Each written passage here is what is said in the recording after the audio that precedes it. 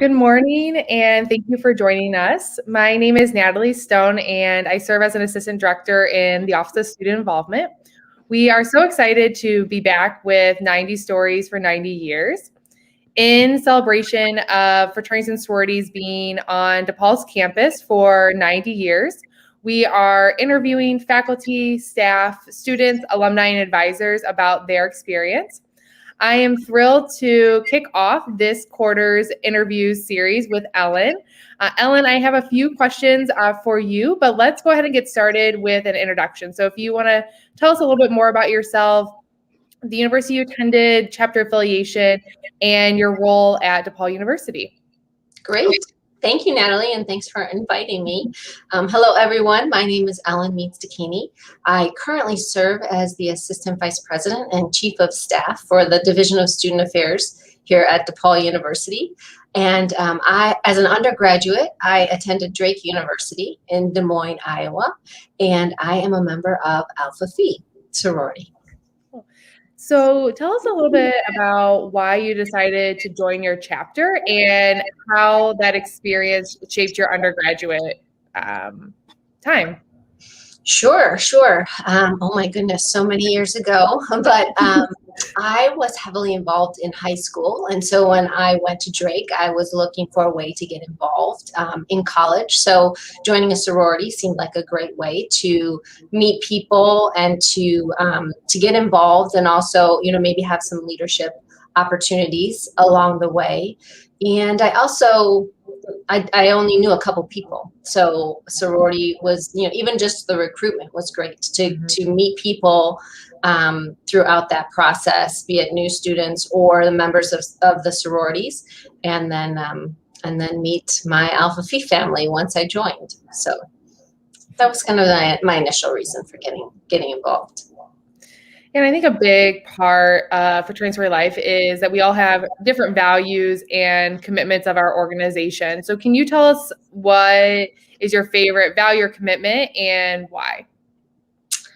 Sure. I think one of the values and commitments that stood out then and continues to stand out is kind of the commitment to philanthropy and service. I think I remember back to the philanthropy events we would have to raise money, whether they're kind of silly and fun or more serious, and always the focus on women's heart health. And so when I was in the chapter at Drake, we would focus on this, and we would raise money for heart health. But now that I'm older and going to the red dress galas and things like that, and so just the opportunity, I think, with philanthropy and service to not only kind of help your own sorority sisters, within your chapter, whether it's with funding for finances and things like that, or heart health, on a larger kind of national level. I think Alpha Phi does a great job with that, and continuing to support women and also help to support research on heart health for women. That's awesome. And I know our Alpha Phi chapter at DePaul is about to host their Red Dress Gala virtually. And so definitely check out, their Facebook and Instagram pages, because they are about to host that big event. And so it's really cool to see how that event existed when you were an undergrad, and it continues to exist today. It is really evolved. I think it's been fun to see too. It's so much more sophisticated now than it was when we would do it. But going to a few of them now, it's just, yes, it's amazing what the women do to put the events together. And then it's just such a wonderful event. I mean, kind of a formal time for people to come together, but really raise funds and learn about heart health. There's usually, there's a doctor or someone there talking about it. So it's been a lot of fun. That's awesome. So how did you continue to stay active in Alpha Phi after graduation? That was a good question. As I thought about something like that, it was, there's a variety of ways. Right after I graduated, I traveled as a leadership consultant for Alpha Phi. So I had the wonderful opportunity to travel to different chapters across the country and support chapters with recruitment and with leadership development. And that's really what kind of solidified my interest in continuing to work in higher ed after I finished that and going on to graduate school to work in higher education. And then several years ago, I had the opportunity to be a consultant for Sorority and Fraternity Coalition Assessment Project, which was a group of national sororities and fraternities who come together and kind of go to different college campuses and help them assess, what's happening and improve sorority and fraternity life. So that was great going in that way. And then I also just, having some opportunities at DePaul University too, to help support sororities, sorority life and fraternity life on campus.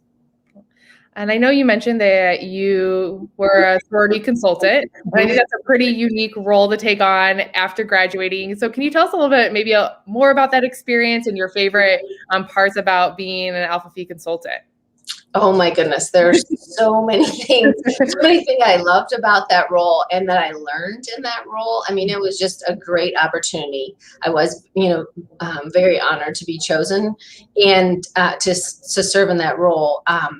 And I was mainly focused on the East Coast. So I had not traveled much at all. I mean, I think I was on one plane before I was given that role, and I traveled 100% for the year. So I learned so much just about being on my own and traveling and all those kinds of things. But just meeting the different women around the country. I focused a lot on University of New Hampshire, and but I also was with Texas A&M for quite a while, and then some of the other big schools like University of Minnesota. And I went to Harvard to check out the possibility of starting a charter chapter there.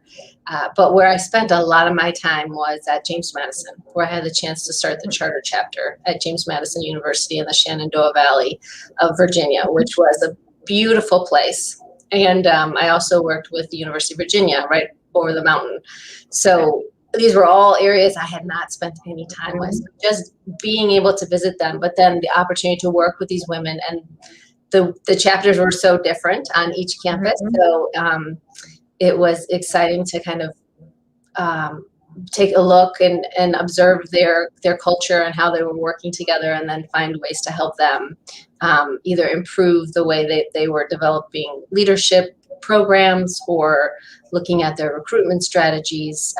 So like I said, I could talk forever about the experience because I learned so many different things on a personal and a professional level, and how to manage myself as a new professional on my own, out on the road, you're living out of a suitcase. So yeah, it's such a unique and like multifaceted role that you probably will never have the opportunity to do again, to be able to learn about so many different campuses and work with such diverse student populations and really help them like move the needle in so many different ways in their chapter.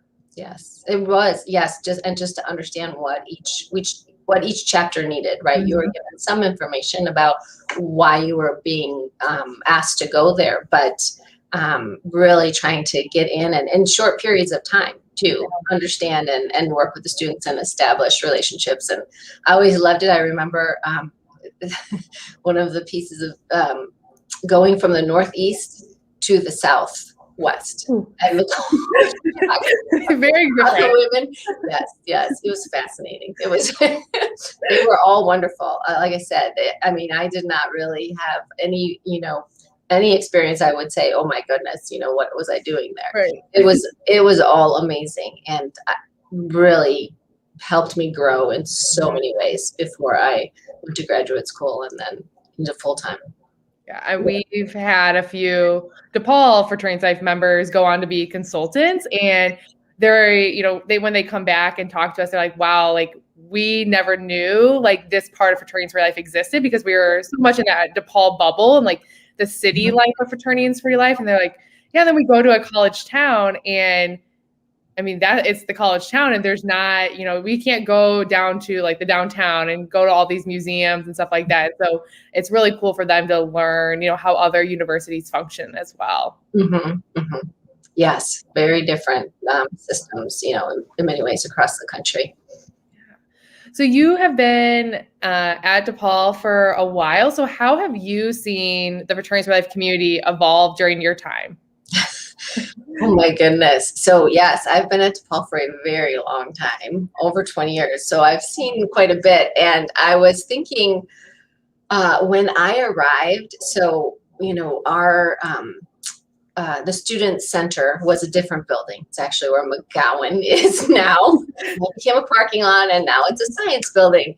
But in there was a dining hall, and in the dining hall, each sorority and fraternity, which I don't remember how many, obviously there were not as many as now, they actually had a physical model of a house, of their house. So instead of having, sorority and fraternity houses here, they had these houses around the cafeteria, and their groups would sit near them.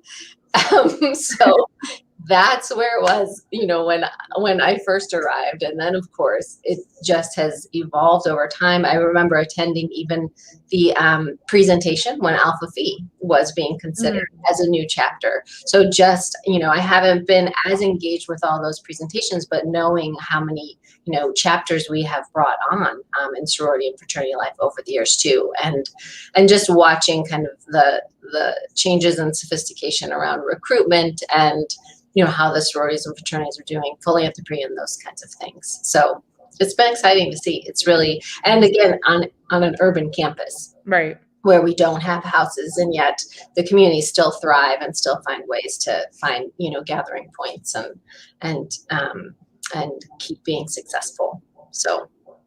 Yeah, and it's been cool to even see in my 5 years at DePaul how much the community has changed. I mean, we've added another council, and we've added 2 to 3 chapters at this point. And I think it's been pretty incredible to see how the community has come together when we are adding new chapters and councils, and they're really excited about that. So I am looking forward to the future to see how they continue to evolve and grow and really be kind of the leader in a city fraternity community. Yeah, that's very true too.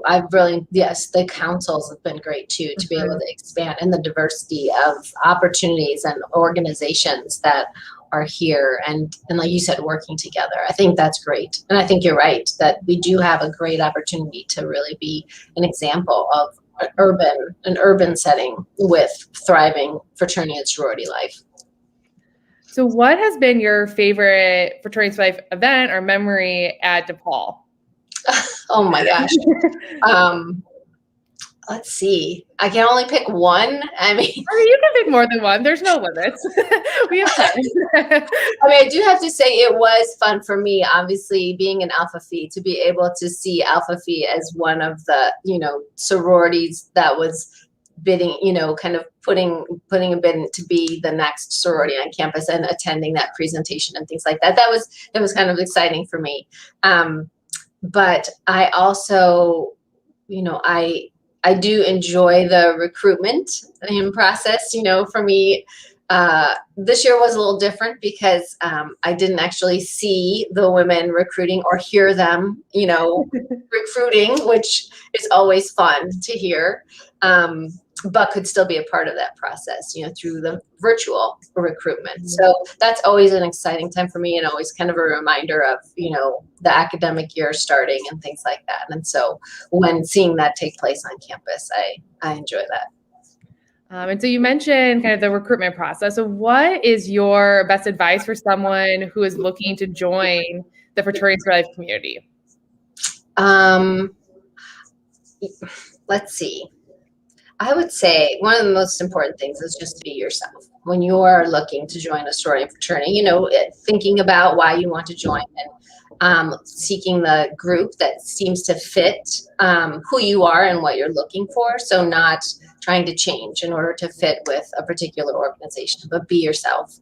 And I would also say, as you're joining, to really take advantage of the leadership opportunities that sorority life can offer, and of course the friendships that you have the opportunity to develop.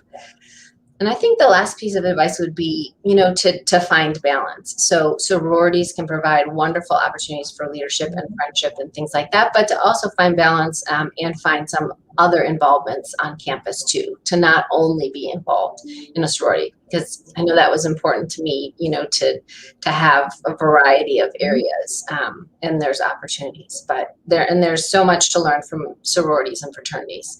But there's also a lot of other opportunities. So finding balance on campus.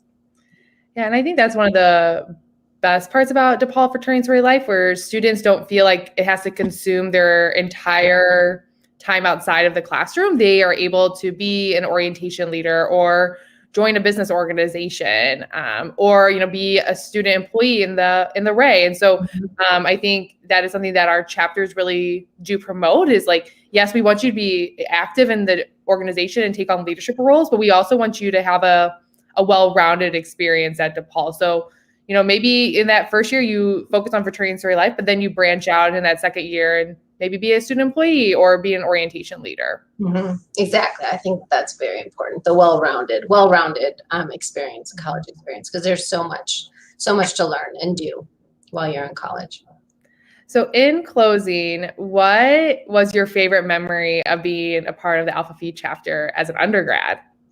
Oh my goodness, as an undergrad. Well, I mean, I think if I can expand it to the traveling. So of course, I loved being in my chapter at Drake. I had the opportunity to serve as the president and the vice president, and while I was president, I was the song chair. So I was the president, which was kind of funny, and also involved in recruitment. So I loved all those things, but I have to say, to go out of the boundaries a little bit, one of my favorite, I guess,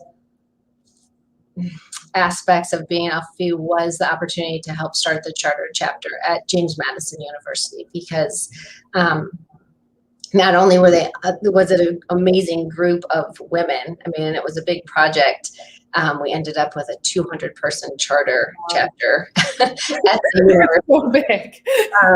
But we also had the opportunity, when you start a charter, at least then, the women could invite their moms to be initiated with them. And so I was able to invite my mom to be initiated with me. And so that was pretty awesome to have everyone there, and, that day of initiation, when this huge group of women who are ready to start their Alpha Phi experience took place. So, yeah, that's a really cool and special memory. And that made me think back to even my undergraduate experience when my pledge class was being initiated. Someone's mom came back to initiate her. And I think that's like so special, that like mother-daughter relationship like grows even more through the sorority experience. Yeah. Yes. So there's so many. It's hard to pick one. Yes. So many. So many. Yes. Yes. Well, thank you so much for joining us, Ellen. We really appreciate it. And we are going to continue to have more 90 Stories for 90 Years interviews coming up this month. So thank you so much, and have a good rest of your day. Thank you. Thanks, Natalie.